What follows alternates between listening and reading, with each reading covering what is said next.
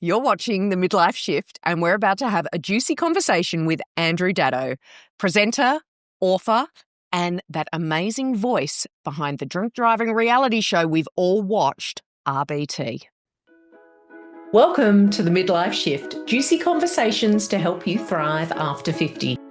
Everybody wants to live better, wants to look better, wants to stay younger.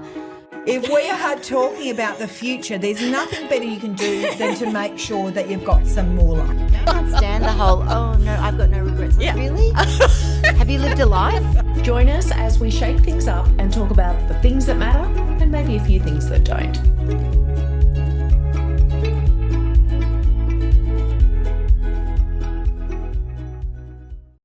Now, before there were the Hemsworths, there were the Daddos, right? There was literally a deluge or a dazzle of Daddos on Australian TV. Right. So there was Cameron, older brother. Yeah.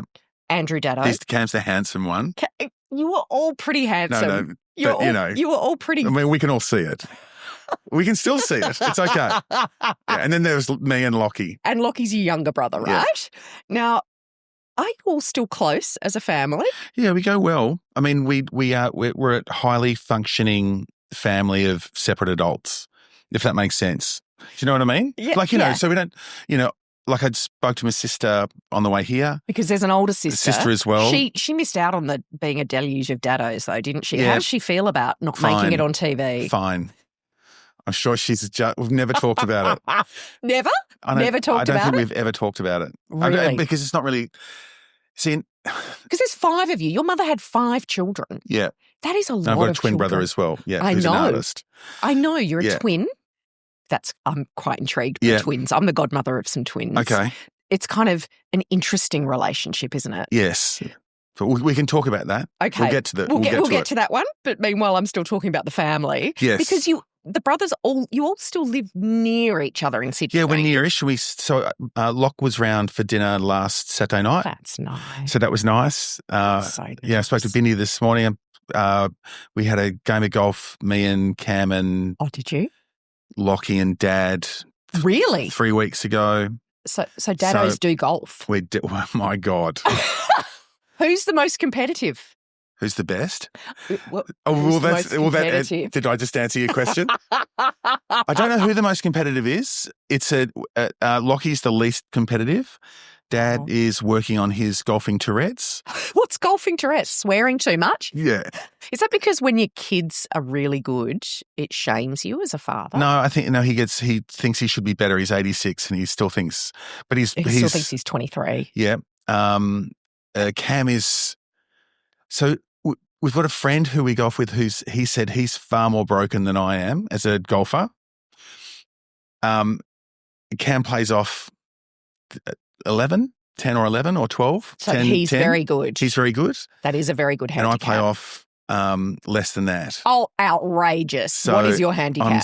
At the moment, I'm 7. That's pretty good, yeah, isn't it? So I sort of oscillate between 5 and 7. That's pretty good. Yeah, and I've been that you're way a hardcore since, golfer. Yeah, but the other bloke said he's more broken than me, whereas, broken in what way?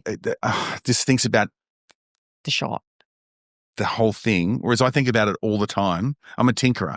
Anyway, we can talk about that later as well. We can't start talking about golf because it's just scary. Well, you see, I'm a golf widow. Yeah. I think I said this. My husband is literally playing golf this afternoon because he wants to get his handicap down because he had a bad score last week. Yeah, I understand that entirely. I find that really Is he working bizarre. on his putting and chipping? I don't really know. Okay. What's his handicap? 16. Okay, so he's a nowhere good golfer. near you. He's a good golfer. Yeah, but he's not. He's not. No. No, I'm joking. No, he's not. But when he's not playing golf, he is watching YouTube golf. Yes, that's wrong. That's a rabbit hole, YouTube golf. So you don't have a golf YouTube channel, do you? You have a golf TV show.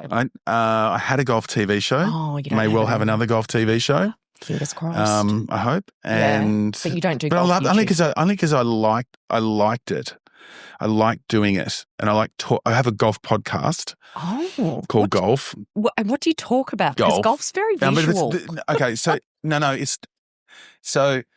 it's like what you're doing now. Yeah. I do what you're now doing, just talking. which is talking, but it's about passion, right? So because that's the that is the only thing that's really interesting in any interview with any. Yeah, I agree. Like if they're a seismologist or whatever they are, once you start sort of digging into what actually love. gets them going, it doesn't. Yeah. If they can talk about it in a coherent way, but with passion, I'll listen to anyone. Okay. So that's kind of the thing. What is it that makes you passionate about golf? I think it's the winning? Relentless. No, it's not. Sometimes it's you don't get to win very often. That's the thing. But it's the relentless challenge of the game, right? And the fact that I can't settle on, one set of clubs. There are people who have the same clubs for years. And you can get fitted for your clubs. Yeah, fitted, but I don't. I buy mine on eBay. I've made my own wedges. I build my own putters out of wood. Like I shape them and you really need a YouTube channel for that because I'm pretty sure there'd be an appetite. Yeah, but like when you make a wooden putter and you drill holes in it and you melt sinkers and you weight them to the perfect thing of where you want it to. Interesting. I know, it's fascinating. Actually, the first time I did it, my wife, I'm sitting there to our garage, sort of faces the house like this, and so I'm in the thing and I've torched the sinker like this. I'm burnt it with a butane burner in the garage in a tuna tin. Interesting. And I finish, and she goes, what are you doing? What are you doing in there? And I went, and I started explaining. I said, why? And she goes, you look so happy. Oh, right? Isn't that nice? That's nice that she can recognise that you like it. Because I'm kind of the same. I'm like, whatever floats your boat. But I do have friends, like even female friends are very obsessed with golf, right? Yeah. I've got a friend who's developed a golfing app. Yeah. Called Wind Caddy. So you can measure, the weather when you're about to. Oh, that would be cheating. And that was kind of my question. That's what I was going to ask you. Wow, I think that is illegal. And really? And then, I actually think that is. I actually. Anyone else? Kicked off the golf course? No. So this is the attraction of the game. You can't beat the game.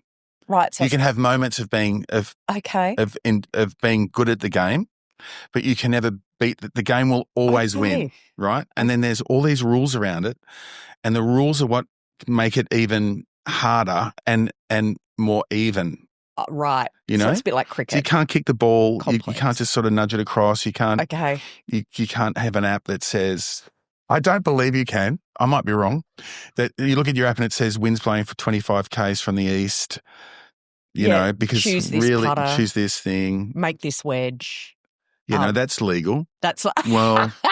Is it? And anyway. Then what do you do when you lose a golf ball? Do you get upset when you lose golf balls? Look, one of the great joys of my life is finding golf balls. Yeah, same with my husband. He used to do it as a kid. It's like this really kid reward thing, and he still gets excited. Yeah.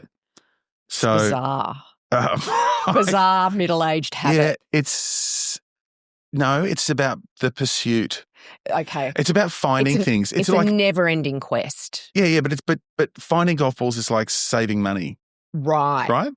It's the same. No, it's the same thing. It's like going to the supermarket and standing there and going, "No, we're going to talk about money," but it's like, and I'll just jump ahead to save us that, right? But it's the same thing as staying at the supermarket and going, "All right, so peanut butter is $7.40 for whatever 500 grams, right? Everything's 500. But it's $4.30 for 300 grams. So hang on a second. That's, unit cost. Unit cost. Unit thank cost you. pricing. Yeah, and so it's like you stand there and you have your little wins there, and you go yes, and then you go and have a parking ticket and blow it all away or whatever it is.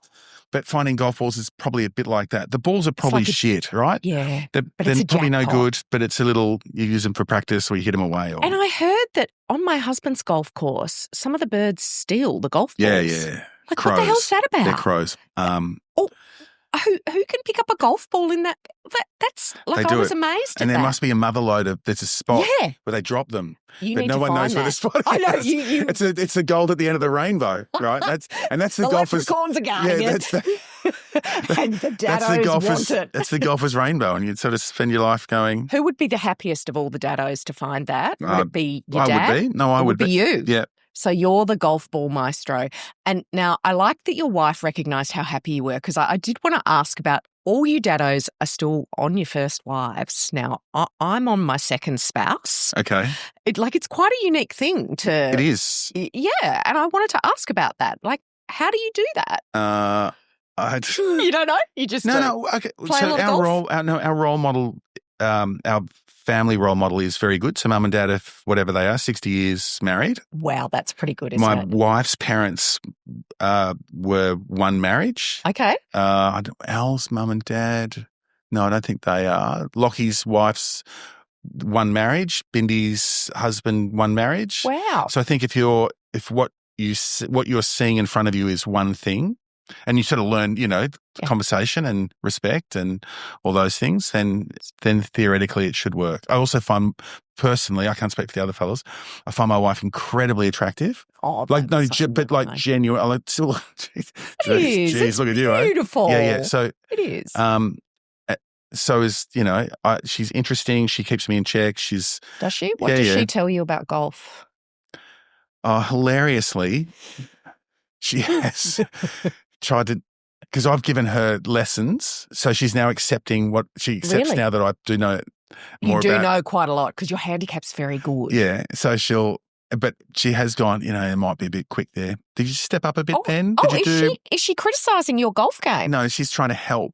So there will be moments where she and may well be right. You're okay with that helping? Yeah, because I know when I do, I basically know what I do wrong when it happens. Okay. So this is interesting. Yeah. Okay. And you've got 3 kids, right? Yeah, 3 kids.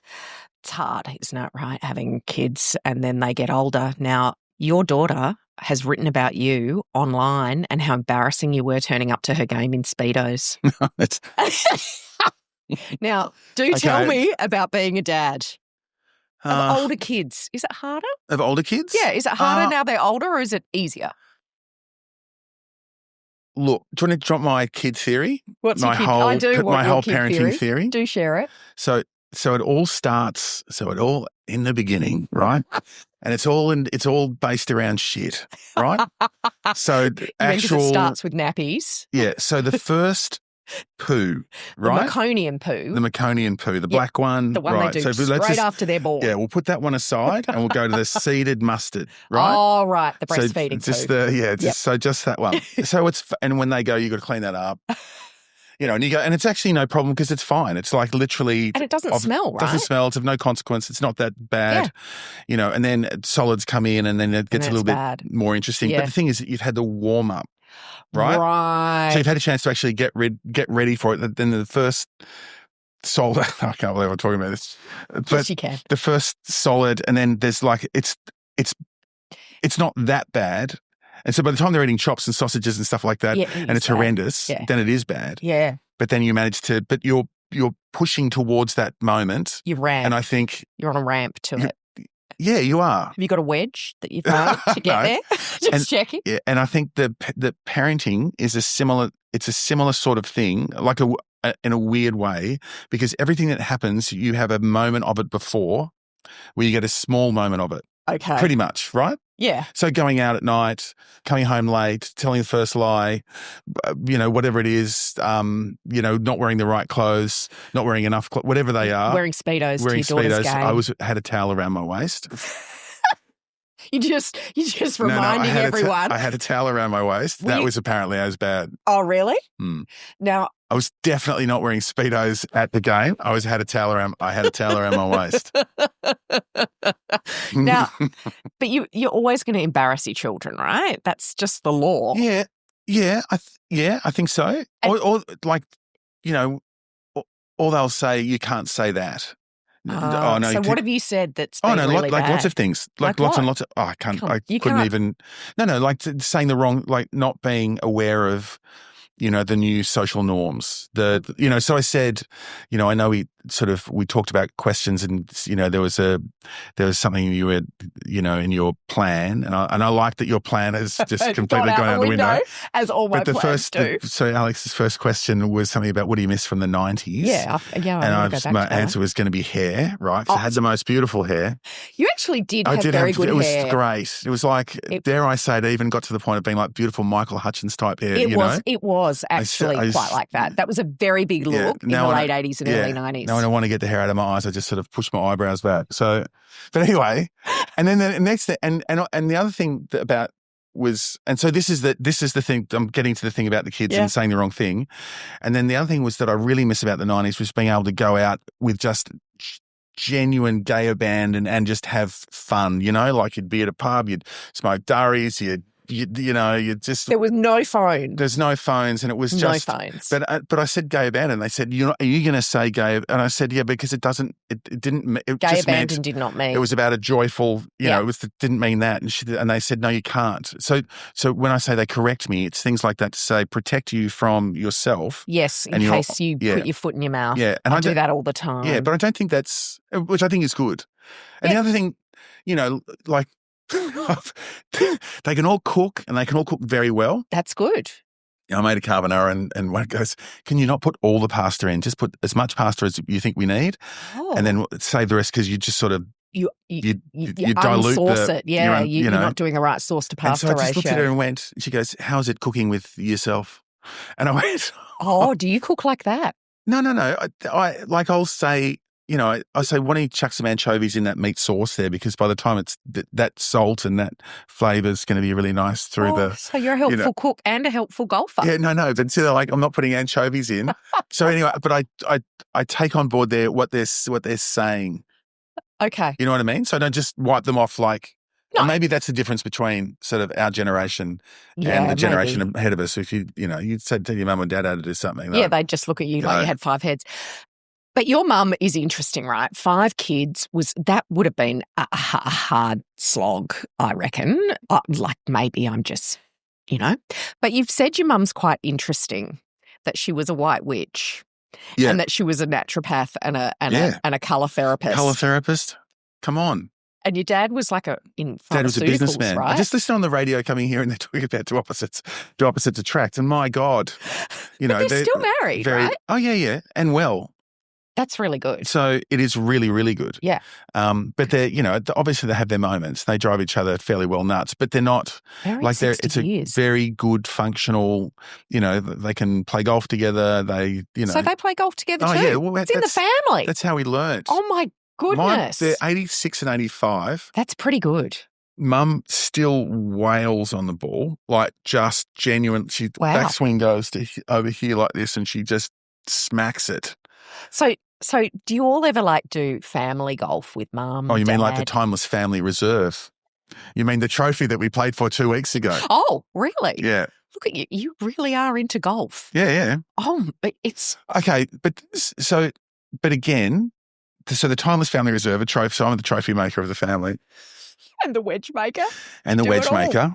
And the part of it. But no, I get a bit of shit for making trophies, because they're like, not everything's a contest. Who says that? Your children? No, everyone else. Or your siblings, right? Yes, okay, siblings. And I have to say to them, it's about a contest, but it's a tool and a mechanism to bring us all together. Oh, look at you. Yeah. So you're a little bit white witch yourself. No, I'm not. I'm just saying, if you want to bring everyone together for a reason, right? And it's not just instead of sitting around you drink and have dinner or whatever afterwards. So you do all the normal get together things afterwards.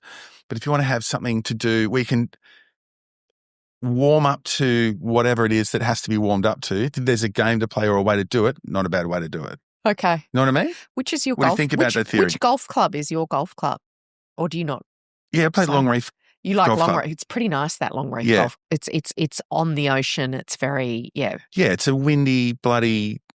It looks easy and it's hard. Oh, it's a hard. Oh, so your handicap is extra special. No, my handicap's lower than it. If I play at places with lots of trees, you do better. No, I do worse. Oh, really? Yeah, because there's trees. Oh, trees worse than freezers. You got to go over trees. Oh, okay. So, that's how much attention I pay to my husband. About I just go, that's the other thing. That's another good reason that we're all still married. I don't think we talk to our partners really about how'd you play, good, how'd you play, bad. Oh, okay. Okay. Now, I do want to go back to the 90s because, I just don't think we talk about it enough. Yeah. And your brother was... Do you really? Yeah, I really liked the 90s. Yeah, so did I. It was a pretty good time to be alive. Of course, most people now appear to be born in the 90s and sort of missed it. And later. Yeah. How did that happen?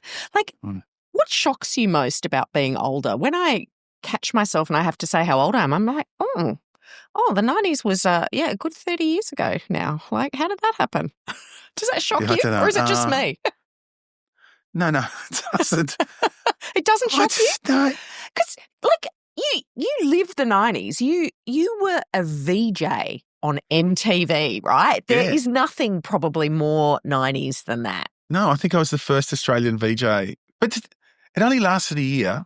But that's because it's brutal in America, right? Yeah, also my now wife came and stayed with me for 3 months and I realised I didn't actually want to be there. Oh, did you? Like I wanted to come home and... So how old were you when you met your wife? 23. And you still... 24. That's so nice. I think, yeah, it's pretty good.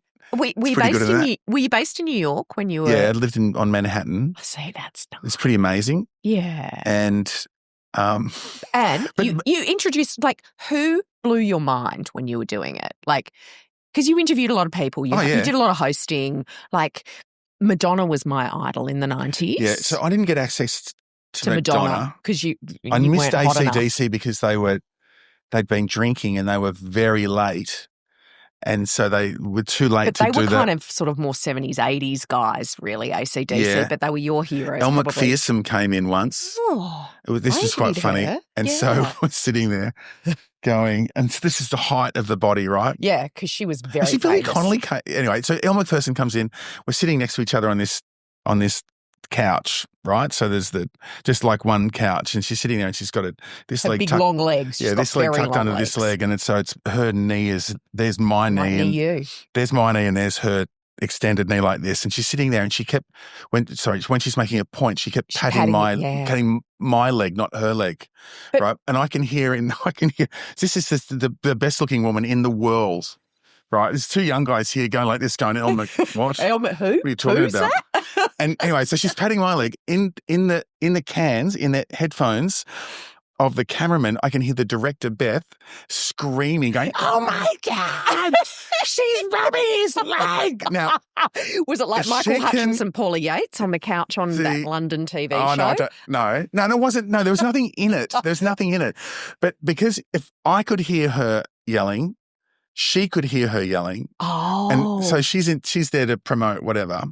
So that was was that probably her bra range, wasn't it? I don't know, Bend and whatever it was. Yeah, that was her bra range. Yeah. And then Billy Connolly came in. I was like, far out, this is the funniest man, literally the funniest man in the world. Very. But he was there to promote his show, his Head of the Class. Show? No, his first TV show.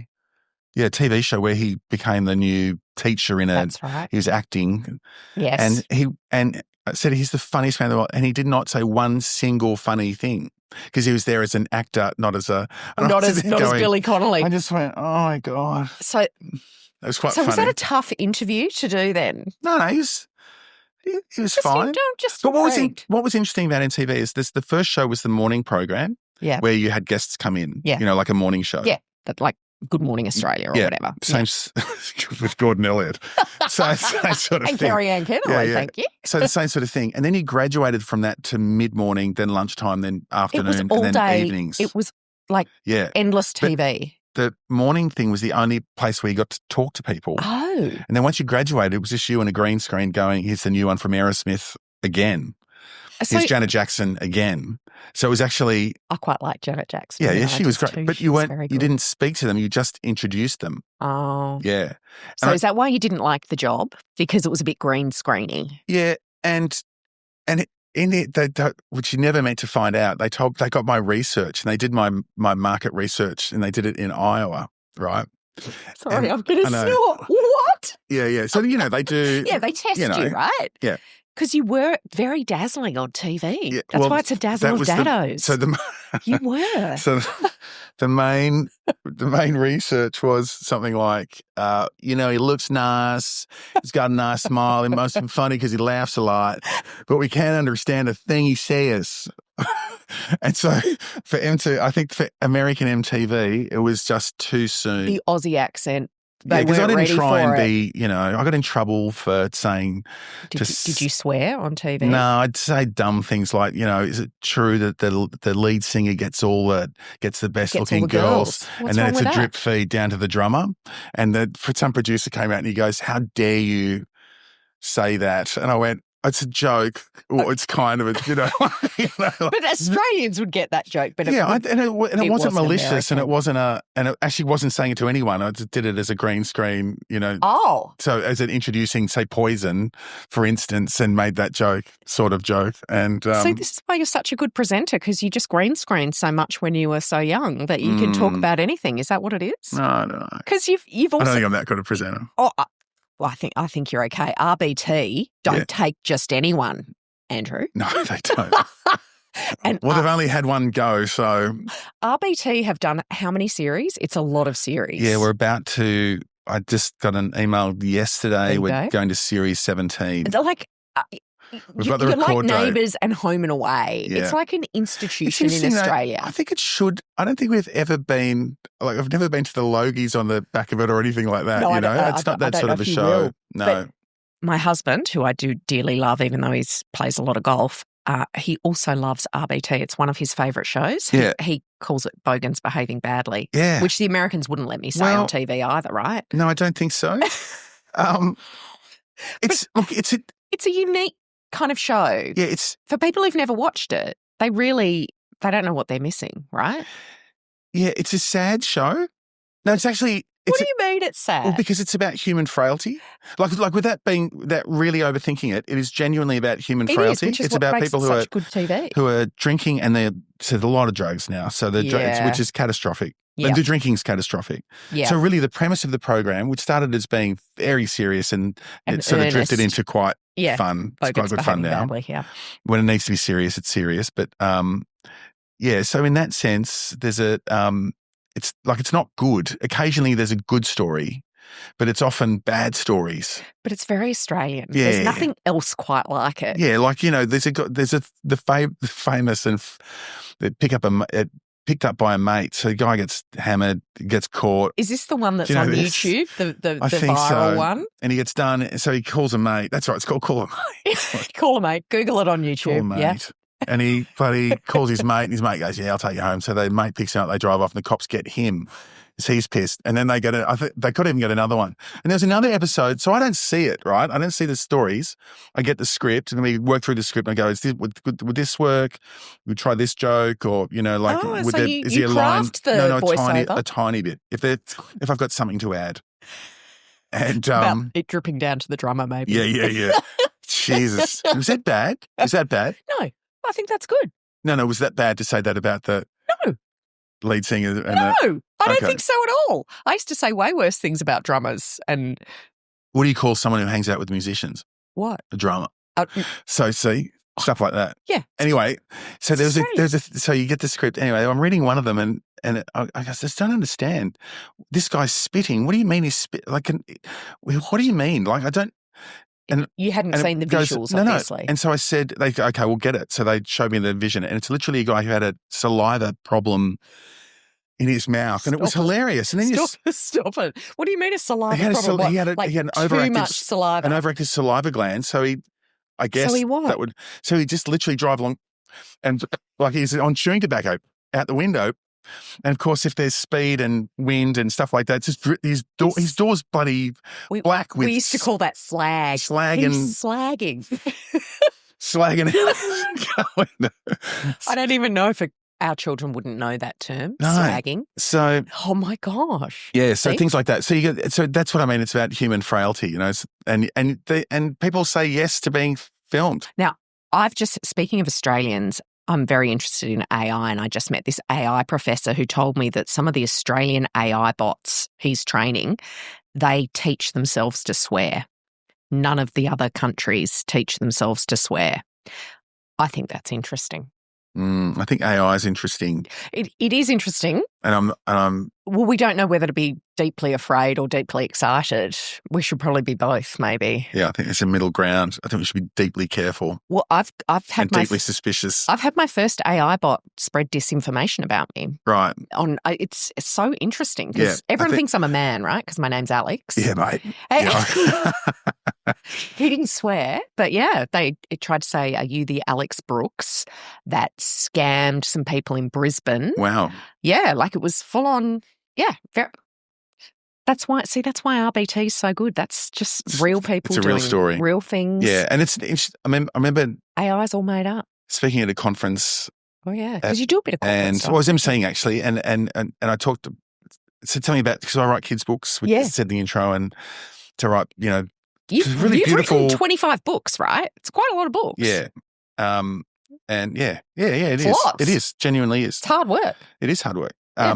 But I talked about, someone said, so when you're trying to do fill for conferences, and they said, what happened? What's your process? And I said, why bother? Why do you do it?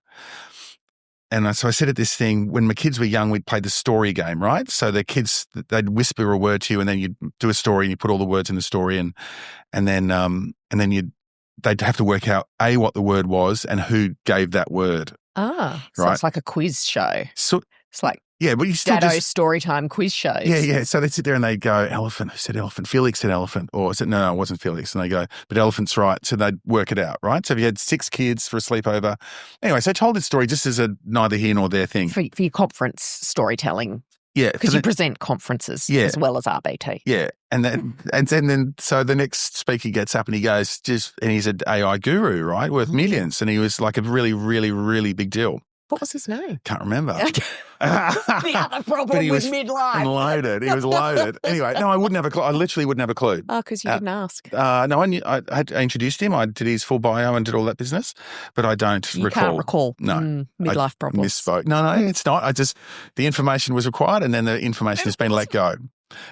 Anyway, he goes, hey, cute story, by the way, Andrew, but you're done. Your time is done. Because what I do the same thing on ChatGPT, and I say, I've only got 2 minutes to tell a story. So I put their words in for a 2-minute story, and then we all watch the words on the screen revolve, and I read the 2-minute story that ChatGPT delivers. And I was like, that's the second saddest thing I've ever heard. Yeah. You've kind of missed the point. They have missed them. They've missed the magic of a story, right? Yeah. And also the creation of the. Yeah, exactly. Like it's not the fact that it's human is what makes it interesting. Yes. Because a machine can make a zipper, and they can make a very good functional zipper. Yeah. But no one's rhapsodizing about a zipper, are they? That we just go, does it work? Well, yeah. When do you mostly talk about a zipper? In traffic. And you sit there and you go, in Melbourne especially, you go, it's a zipper, right? 2 lanes to 1, it's a zipper. We all come in one at a time. It's a zipper. Oh, I didn't even know this. You've never heard that? No. Oh, there we go. We didn't have that in Adelaide. Well, Adelaide people have grace on the roads, right? Sydney people are actually pretty good. If there's a spot, jump in. Melbourne, it's like this. No. Okay. So you need to bring this up on RBT. You could really add some human serendipity if you add that to your next script. It's only a 30-minute show. There's no time. Now, you have actually said, though, in your house you don't do a lot of TV and you don't have phones at the table or anything like that. Yeah. This is something I've read. Yeah, Might be another bit of misinformation. Oh, no, there's TV. Definitely, there is. Yeah. Of course there is. Because they have to watch their dad on TV. I did. You know that show, I'm a Celebrity, right? Yeah. I was going to So I get to did that the one. first series of that. Which is like the most torturous show on all of television, isn't it? Yeah. Was like, it? For everyone on it. So boring. But anyway. Did you not like it? No, it was just literally one of the most boring things that you've ever had to work on? There's literally nothing to do. You put in a large pen. Yeah, but you have no food. They make you do horrible things. Yeah. Anyway, what happened was, so besides that. Sorry. Just going to drag it all up. Anyway, so they would watch it every night. They would? Oh, they did watch it to the point where Felix goes, can we, now, it must have been 10 years ago, so he would have been 14 or 15. Yeah, it was 2015 or something, yeah. Yeah, so, and he said, do we have to watch this? Can we not sit at the table and eat this? No one gets rather than watch Dad on TV. Yeah, no, because no one gets to tell stories. No one gets to. So the whole point, right? Like genuinely, the point of the great thing about sitting at the table is that you sit there and you get to share a moment of your day. That's if you're fast enough, right? Get in. Yeah, because you've got 3 kids, so there'd be 5 of you at the table. So and that is literally. Whereas if you're just still watching the telly, it's actually pretty dull. Yeah, I concur. And we do have no TV on when dinner's on, no phones, because when dinner's on, phones dinner are is cancer dinner. to conversation is what you've said. That's what I read. Did I? Yeah, I think that's quite articulate. Thank you didn't you. get that from ChatGPT. No, I don't think I did. I think it was before ChatGPT. Phones are shite. Well, they're interesting because you can sort of Google search anything you want to. Imagine if, but there's a lot of, it's not always accurate, right? Now, I'm going to ask about the good things about getting older. What's been interesting about moving to midlife besides getting better at golf? Well, I haven't actually got any better. You haven't gotten any better? I've been the same since I was 20. Get out. Yeah. Really? Yeah. Is that a disappointment No, to it's you? great. Is that because you were just so good when you were in your 20s? It's a good mark. It's a good mark. It's good to be good. It's like it's to fight to stay good is the thing. Right. If you know what I mean? Without sounding like too big a wanker. Don't worry. Moving to middle age. Yeah. I remember once Mum said, she goes, "Oh boy, you guys are in your middle age now," and I was like, "What? What? What do you mean? What are you talking about?" You know, she said, "Have you not got past a reflection lately and gone, who the hell's that?" I'm like, No. like I remember doing a job once and looked, and there was big screens on the thing, and I was chatting away, and I've looked up and seen myself on a screen and went, "I'm bald," right? And How did that happen? No. I knew I was bald, but I had no idea how bald. Do you know what I mean? Like I know it sounds. No, I don't know what you mean. No, But I know I'm it sounds- intrigued. No, it sounds ridiculous, but like you sort of, you know, we can all stand in front of a mirror and find an angle and go, Yeah, that's all right. Pretty good, mate. That's all- You're going all right, and then you'll be right. Even to you young guys, right? And then, yeah, and then you'll have other times when you walk past reflection and look, and you go, what? Who is that person? What is that? And then you stop and go, just wriggle around a bit, and you find the spot and go, oh. And so your mum told you all you were middle aged. Yeah, she did. Did she break your heart? No. Okay, that's solid. I mean, obviously there's, you know. Well, none of us look the same I as we think did when we were 20, but that's not a bad thing, right? No.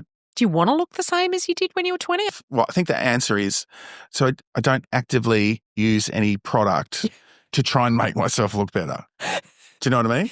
Like not even a bit of hair wax? Beard okay. oil? No. Come on. Hair wax. Sorry. You know Sorry. when you, oh, anyway. All right. So you're not. I'm not actually using creams or any of that sort of stuff and we had or stapling your face back or anything. we had a holiday recently and we went to Sri Lanka. Oh, it's hilarious. nice. It was great. It's great. It's like Bali, and it's like travel. A combo between Bali and India. Anyway, they go. So we went to this sort of herb place, garden thing, and they basically they say, so this is cinnamon. This is the cinnamon plant, and does this, and this is sandalwood, and does. And then they look at you and they go, so sandalwood's good for cholesterol, bags under your eyes. So you could probably use sandalwood. Sandalwood's very good for sunspots and elevated erectile dysfunction. And all so that. They start relaying the middle-aged maladies because in the end they're going to take you to a room with a big room, the shopping room, where you buy all the stuff.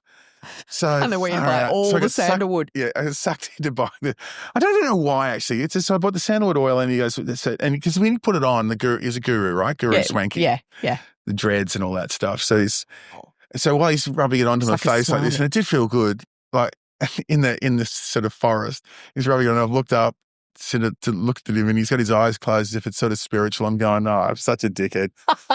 so I bought the stuff. There we go and got 3 days later I went, I'll give it a go. Now it's very hot, Sri Lanka. Yes. In July. Humid, hot. Yeah, humid. Sweaty. So I've got the oil and I put in a bit of cream, whatever, and I put it on, and then I've done too much, so I've sort of put it on my head, and so basically I've sandalwooded yourself, oiled myself to death. You've sandalwooded the Daddo, yep. And then it's so hot I start sweating, and it's just dripped into my eyes, and I can't see. I literally can't see for like 45 minutes, and Jack's sitting there going, look at that. And I'm going, I can't see. And so I've got my bottle of water and putting it into the top and just rinsing my eyes out. Doing your eye bath. See for 2 minutes and dripping like this. This is hilarious. So your sandalwood didn't cure your middle age. No, but it's interesting.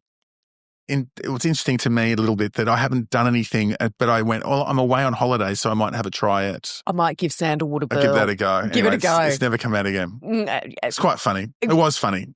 Now, what about, do you still surf? Yeah. Sometimes. But I'm not a as bit- much as you used to. No. Why is that? Because it's. See, some middle-aged men love surfing more than ever as they get older. Yeah, I'm probably more inclined to Not be that person. golf. Yep, clearly. And also a skip, right? What do you Like mean? skip, jump, rope. Oh, you jump rope? Yeah. Do you? Yeah. Do you sing songs? Like, No, I used to, what's it called? What's it called when you go on a flight and you don't? oh, you got deep vein Raw dog? thrombosis? No, you raw dog it. Is it raw dogging? So raw dogging is where you go on a flight, you don't listen to anything, watch anything, read Oh, anything, right. you just sit there and you raw dog it. So I used to raw dog it skipping, right, just skip. And then I bought some headphones so I listen to music and Really? so yeah, just So you do the skipping? yeah, so See, a skip and then I'll have a swim. And then swimming, and before that I used to, do ocean swimming. So I still do that. have you ever been stung by a blue bottle? Yeah, Jesus. I know. That's why I can't do ocean swimming. It's too scary. No, Blue okay. bottles are It frightening. only happens, on the northern, in It Sydney, happens, blue bottles in Sydney. nor'easter, right? So if it's not a Oh. nor'easter, you've got no problem. Oh, I didn't know that. Mm, I'm learning new that's things it. every day. So ChatGPT nor'easter? didn't tell me that. No, Andrew it's Daddo did. Nor'east wind. check the high tide line, For check the bobbles? check the water line where it's coming to right now. And if there's blue bottles there's blue bottles out there. If there's no blue bottles on the shoreline? current wash line, no problems. Get out really? there. I Yeah. didn't know that. Yeah. So this is a really long way to answer your surfing question. God, I'm boring myself. So I get my water intake. He's looking at his phone, by the way. I know. I get my water intake. He's looking up blue bottles. He's looking up Andrew get my- Daddo, MTV. What's MTV? Yeah. I get my water in when I swim. Okay. So I feel like I get my water fix. Okay. So So you don't need to surf, is what you're saying. yeah. And Actually not very good at it. that's quite a big admission for a man to make. Not really. Well, it's very obvious when you're surfing, right? Whether you're Yeah. good at it, Yeah. because you And can I- either do it or you yeah, I can't. can You're look either Kelly Slater or you're not, right? No. That'd be a reason not to do anything. You never do it. No one to do anything. I can surf for 30 minutes, and when I start really cooking it, then I go, get out. Just, Okay. You're tired, get out. But that's another 90s thing, like that I miss is the old cars. Yeah, okay. And the fact that you could I had a 67 Holden. Well, still EJ, EH? HRs, yeah, mate. Oh, yeah, HRs. they were very cool in the 90s to Yeah. have a retro Holden. And that with that thing of that gay abandon thing, like you could drive and you drive really hard and you drive at 110, 100 and whatever, right? And it starts to I know sort the of shake and highways. shudder a Yeah. bit like this. This is an old car. And you'd have to have the windows open because there was no Yeah, aircon 'cause in you're some of smoking them. inside as well, so Smoking your you know, durries. out the quarter panel window. Yeah. Oh, yeah. It's Sarah shocking. I forgot Anyway, about those quarter but panels. you'd hammer the thing like this and it'd start running rough and you just pull over and fill it with oil and just hammer it again. Now I've still got a 66 Holden, still got do an you? HR, yeah. Do you? But So I baby HR's it your around. And that's what I miss about the old days. Do you get is out that, the chamois? nah, Do you remember people you chamois don't their need to. You can cars? microfiber now. Oh, yeah, okay. Yeah, mate. I see. You're But- giving me all the workshop tips. That's the next YouTube You know what channel they you do? need to do. They actually do it with a bloody window cleaner. Oh, They just, the excess water, they use it literally as window scraper with a rubber thing on it. see, I Yeah. don't know any of that. I don't But- do any of that stuff. Yeah, what I miss is that sense of, so now I'm so careful with the car, but I miss that. Is that just because it's old? Yeah, it is. Okay. But it was also old then. It was still 30, 20 years old. I miss that sense of just enjoy the crap out of it. Oh, And if it blows up, it blows up. Whereas now it's like, it's too precious. It's a bit precious. oh, And I think as you get older, that's one of those things that, you start things be- realizing things are precious, and they have value oh. or they have intrinsic value and you don't want to lose them. I think that's how you end up becoming a hoarder and stuff like that. Because Are you you a look at hoarder? no, Okay, I like that's all right. stuff though. No, You like what stuff? it's just stuff. Just like workshop well, knickknacks, stuff? right? Knick-knack? No, what kind of knickknacks? I like reminders of great times. I like holiday, sort of dumb Oh, holiday really? purchases. Like what? We bought a, What's your you favourite? can't even, I don't have a particular, but the newest one Yeah. we got in Sri Lanka. We went It's up not to this. sandalwood. No? No. We got, And we haggled with this bloke. We hadn't seen it anyway. It's an elephant that's got a bell hanging off its. I love elephants. Look, it just sounds crap, but it's not crap. It's beautiful. You love it. You love this elephant. It's an elephant's head with a bell hanging off its trunk thing, and okay, and it's actually beautiful, and it's fun, and it's quirky, and it sort of fits us. And do you summon the kids to dinner with it? It's actually at the front door, and you just you use walk it to knock on the door and say, just walk past, ding. It's got a beautiful note to it. Oh, really? Yeah, but anyway, we haggle with the bloke, and he goes, nah. Because he wanted the elephant as well. He wanted the money. Yeah, he wanted more than we were prepared to pay, and then we left, and then we're driving off, and we went, all right, did we miss something then? Was that the thing? Was that the spot? Oh, look at you. Was that your precious thing? Was that the thing, So we left, and then Jack goes, we're probably going to go past there again. But while we're on our next 5 days or 6 days, let's see if we can find something one again. Similar. Nothing. Like nothing. So everywhere it was we elephant went. with the bell. And so we went back, got it, paid more than our first failed haggle. Your wife or you? Jack's pretty hard at haggling. She's pretty good. Okay. That's good. And so that's your favourite Sometimes thing. I've got to say to her, it's a buck, like it's a dog. She goes to the point. Yeah. Point. Let's walk off. You're not walking off. This is not working.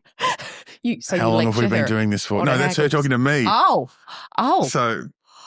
And, okay, so holidays, because travelling's a bit of a thing for you, right? Yeah, it's been a job. Yeah. It's not bad, eh? You've had a pretty good gig most of your life. Yeah. Where's the best place? Where do you still need to go? What's been the best, and where do you still need to go? Oh, it's a very hard question.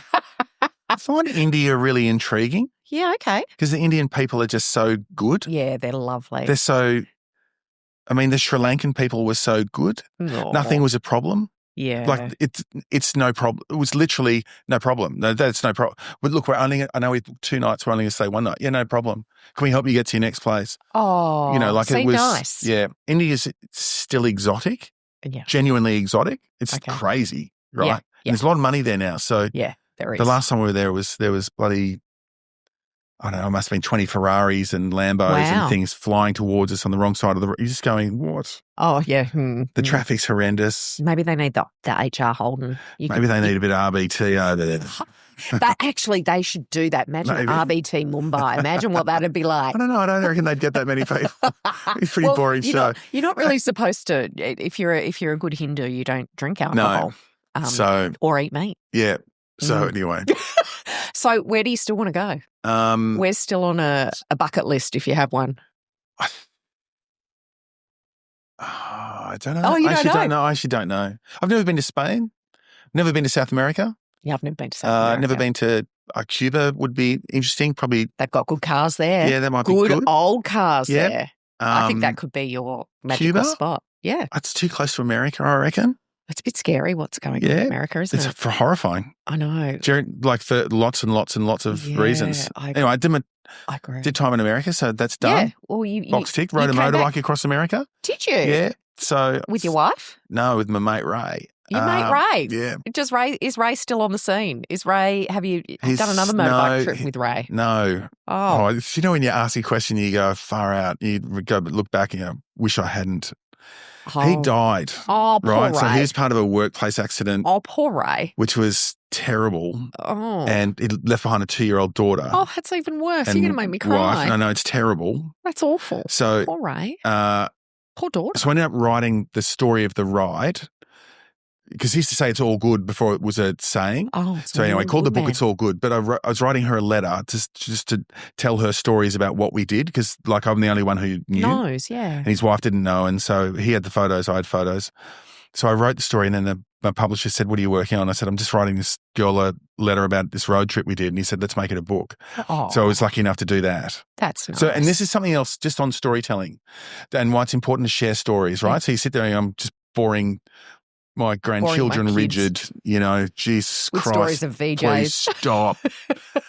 But she said, so he asked me something deep. He asked me about my brother's accident, my twin brother's accident. And because I'd never talked about it. And I said, look, I didn't know him very well.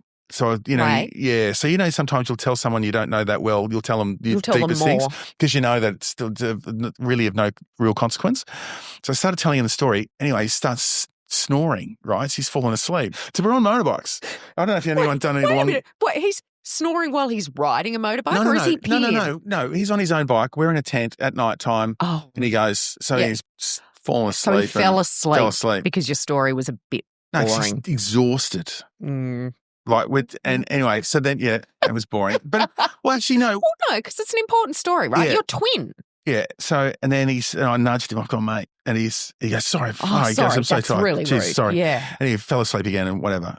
So when I sent, and that's all that stuff's in this book. So when I sent the book to his Daughter. wife, Daughter. my daughter was probably 3. Oh, yeah. I couldn't read yet. When I sent the story to his wife, she was really excited. And then she sent me a thing and said, I'm so upset that you would include that. You make him sound like an uncaring person. See, the littlest things set people Yeah. off. And I was devastated. And then, and I apologised, obviously.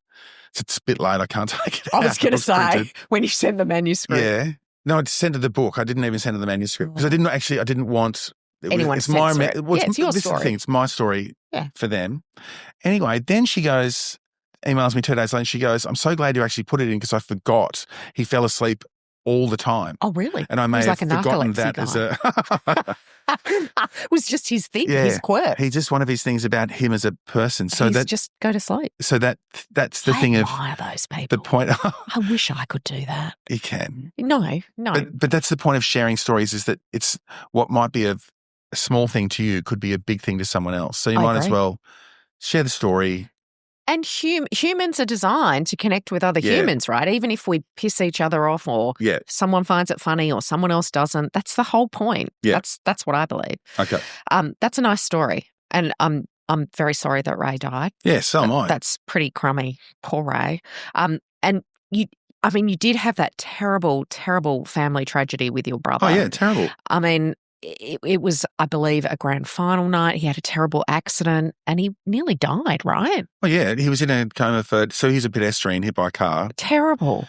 He was, I think he was in a coma for 5 months and... Your parents must have been so worried. Oh, it's just... And you would have been as a twin. What was it like as a twin? Oh, well, I mean, it's just, I don't know, like, it's interesting. Well, you don't know how not to be a twin because you are a twin, right? Yeah, that's right.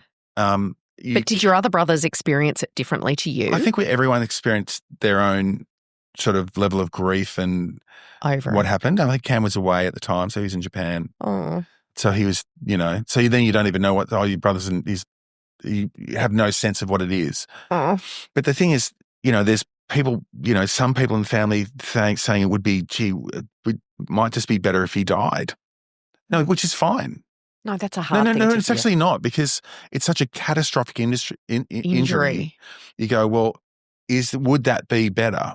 Because you have no idea what's at the other side of it. Mm. And then there's others going, live at all costs. So it's a tough one. So it's, so it's really interesting so you never know what, this is the thing, when you walk down the street, you never know what anyone's going through. Ever, Exactly. You're having literally the day of your life. Oh my, yes, there are 3 numbers in. You're the drummer getting drip fed, whichever one. Whatever it is, and literally walking by is someone who's just found something else. So terrible. So it's really community is important. A fascinating, and a family community is the same. And your brother is so interesting because I think you twinnies, you're the little creative ones. You're the writer and he's an amazing artist, right? Well, so we had dinner he went to Canberra on Monday, so we drove down and had dinner with him and his wife on Monday night. Nice. Look at you all. You're just like the Brady bunch. So that's answering your sibling question. Yeah, the Daddo bunch. Yeah. See, the Daddos are around everywhere. Let's talk about money and what your parents taught you about money because your dad was working hard. Your mum was at home with all 5 of you, including twin boys. I don't know how she did it. Tell her my hat goes off to her. Yeah. Did her standards drop with each child? That's kind of my question because how do you do it? Does everyone's standards drop with each child? I think so. Well, No one should be the first child. Okay, let's change the language there. Oh, okay. Look Importantly, at you. Yes. Your standards don't drop. You become more comfortable. You become more resilient. Yeah, and you become more resilient, but you also become more comfortable with things that with meconium. Someone getting sick. Mustard seed poo. Yeah.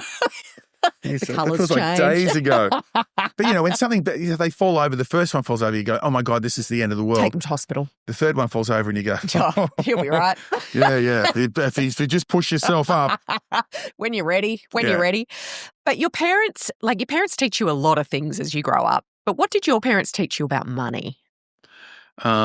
Money, Dad, to respect money, I think was important. Like, we got things, but we didn't get everything that we wanted, I think. And like Dad, as he sort of got older and was working, he'd say, you're young, you should gear up, because, you're doing all right. And so it's okay to have, but because I work in this business, and you really never know when your next job is. Yeah. So I'm a hard saver. Oh, good. Like a little just squirreler. So annoying. That's why you like bartering. Yeah, it is. So I'm scabbing for golf balls. So I don't play with Pro V1s because they're $9. And if I stand there with water in front of me, I'm not going to pop my $9 into that It's actually not enjoyable. So Dad always said, and if I had done what he said, it probably would have been better because houses were significantly cheaper. Yeah, so he was encouraging you to buy a house young. Yeah. So, but also to stretch yourself because you've got a long time to. Yeah, you got time to make it up. Yeah, but what I didn't understand, what we didn't understand about each other was that he had a job that he could depend on. That's right. Whereas we thought he lost his job when we were in America. Oh. And so he came home. He's unemployed at the age of 40. That would have been tough. Shocking. Yeah, that would have been he's really got to start tough. up again. Yeah, and then that sort of went well, and then that ended, and then he's got to start again. Well, that's how it is now. Yeah, yeah. But he's up.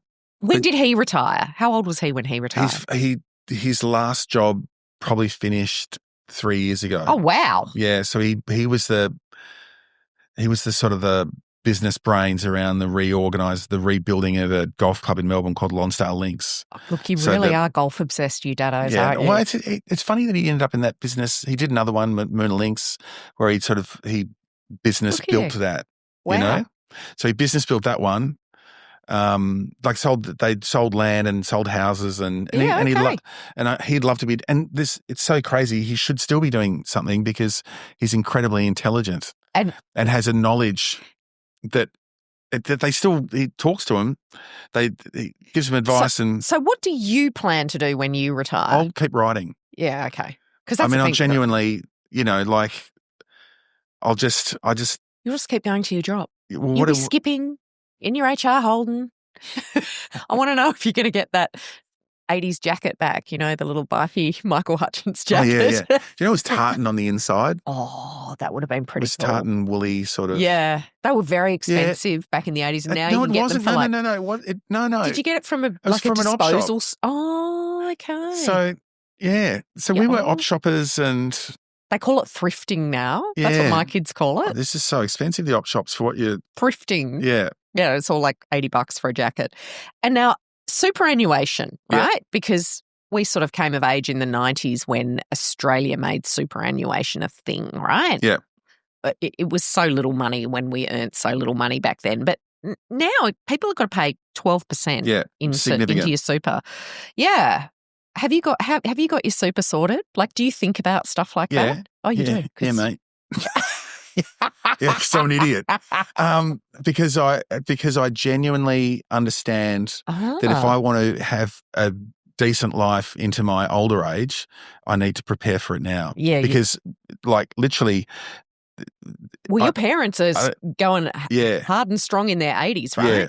And my grandfather died at 102. Oh, my goodness. Dad's dad died at 90-something. So you got longevity genes. So, yeah, mum and dad, all their siblings are still alive. They're from 91 down to 70. That's pretty good. It's all on. Yeah. So it's... On like Donkey Kong. Yeah. So you're going to be going for a while. Got to prepare... Well, theoretically, right? So you got to prepare.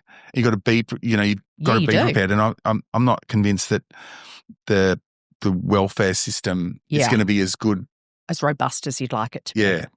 So you're sorting your super. Yeah. So we make our contributions as a self-employed person, as well as we can. We sort of max that to our ability at the time. So is your wife self-employed as well? No, she works at a local primary school. Oh, she's an angel. Oh, she is. Nice. So she does her super, and we have a self-managed super fund that we do and get help with, and See, so that's a good thing. I genuinely think it's such old news to actually prepare as well. A lot well of people disengage with it because they find it overwhelming. Yeah, of course, but and it is hard. Yeah, but so for our kids, they have. I mean, my son, who is an aeronautical 26? engineer, right? Oh, wow. So who knows? His father must have been a genius. Clearly couldn't have been a BJ or anything like that. So he reads finance books and things, and That's good. So they're much better. They're more savvy. I think savvy is a great word. Yeah, I think they are more savvy. Whereas we just sort of go, oh, what will that all mean? And how do you even know how much money you're going to need when you're in your 80s? It is hard. And the challenge is to spend it. Yeah, that's right. Because you don't want to save it. You don't want to eat beans on toast if you've got money for steak, right? Yeah. Because you want to enjoy every night at the dinner table, even if the TV's off and the phones are out of the room. No, you shouldn't say it that way. It should be, I hate to correct you. NLP, aren't you? It's got to be, you enjoy dinner at the table with the TV off and the phones in the, look at you. See, look at you. Look at you. We have to actually say, please excuse me, I'm going to just check something on my phone for and then you might have to. Okay. Because then the other thing is, like, if you're not trying to remember anything, you're not using your brain. Yeah. Absolutely true. Now, the other thing that I spoke to Jean Kitson about here in these very chairs was she does this thing. She talks about the all goes to shit kit. You got to have a will, an advance care directive. You got to have the whole power of attorney set up. You've got to leave all your logins for stuff so that people can take down your Facebook profile if anything happens to you. Have you done any of that stuff? Oh, no. Yeah, I didn't think so. No, that sounds like work. It does sound like work, doesn't it? Yeah. No, we've got a will. We did a will a little while ago. Okay. And the rest of it. Yeah, you start thinking about. Well, well, I mean, like you're skipping the health. Well, that's the other thing is like, the health aspect. Yeah. Is I'm guessing there are signs that it's coming. Yeah. Right, so you can. Does anything hurt for you yet? Like my knees hurt. Does your back hurt?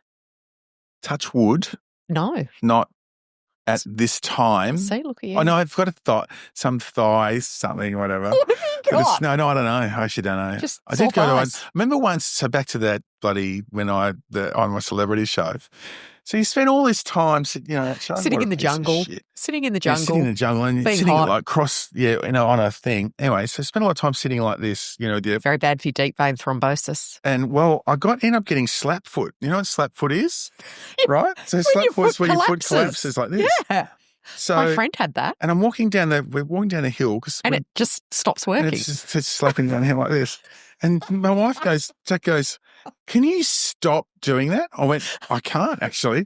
And she goes, what's that? I said, my foot just keeps, keeps slapping like this. Slapping. So I had to go and see this guy. He's an old guru. And he goes, do you feel that? You feel that? You feel like he's about 1,000 years old. You feel that? Did he put sandalwood and on then, you? No.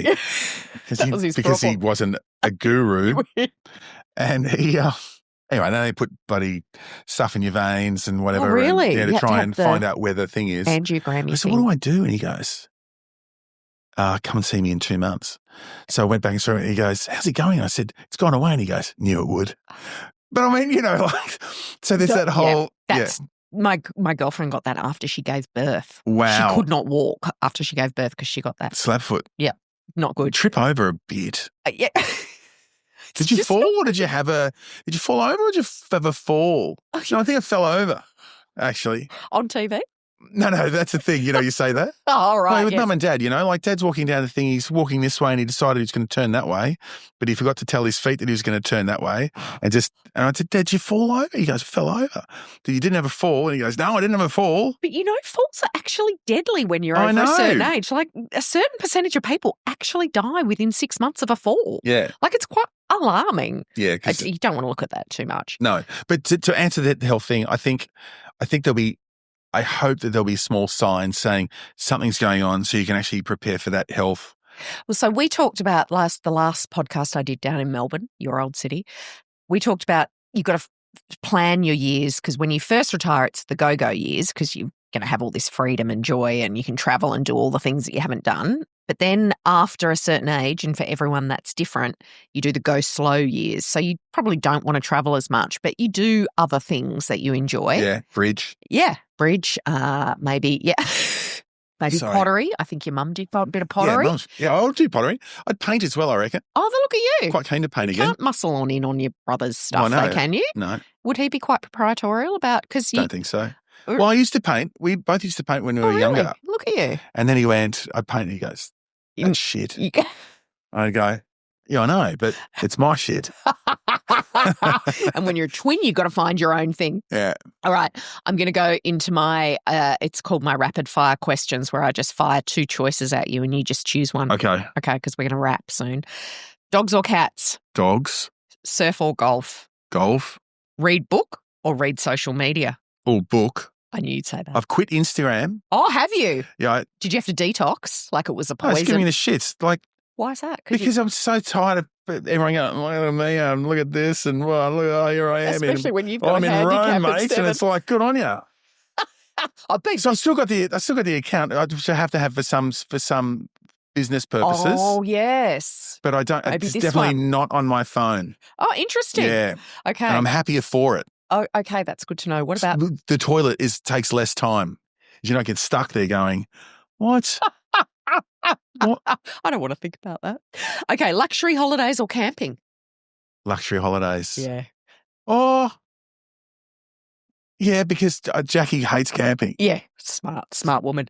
Takeaway or fine dining? Oh, takeaway. Early bird or night owl? Oh, such a good question.